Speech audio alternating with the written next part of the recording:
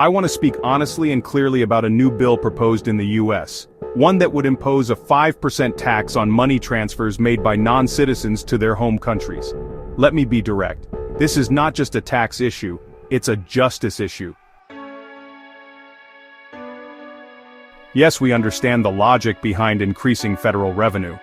But this specific bill fails both morally and economically for 5 key reasons. First, double taxation. These individuals already pay taxes on their income in the US just like everyone else. They contribute to federal, state, and sometimes local taxes. Then, with what remains, their after-tax income, they choose to send a portion to help family members abroad. Taxing that again is double taxation on the same money, which is both unethical and financially unjust. Second, this bill creates an implicit message. If you're not a citizen, your work is less worthy. Even if you obey the law, pay your taxes, and contribute to the economy, you're treated differently. That's not equality under the law.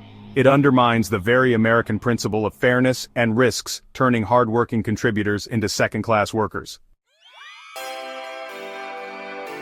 Third, most of these remittances are acts of mercy, helping aging parents, supporting children, funding education or healthcare in places where survival depends on those funds.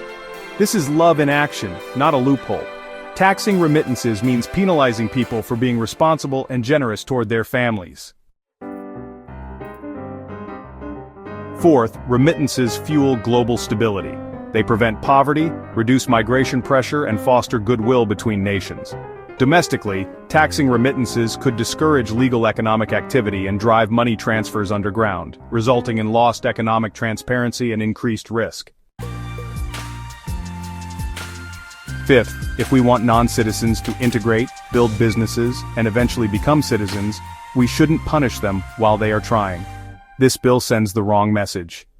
You are welcome to pay taxes and work, but not to care for your family. This bill is short-sighted. It might raise money in the short term, but it would erode trust, deepen social divisions, and punish the very people we depend on for essential services, labor, and cultural renewal. We are not called to build a society of fear and control. We are called to build a nation where justice, mercy, and responsibility are honored. Because we do not exist to be rich, we exist to be righteous. Let's not forget that in our laws. Let's reject this bill, and instead, pass legislation that lifts up workers, families, and the shared dignity of every person who sacrifices daily for a better life, both here and abroad.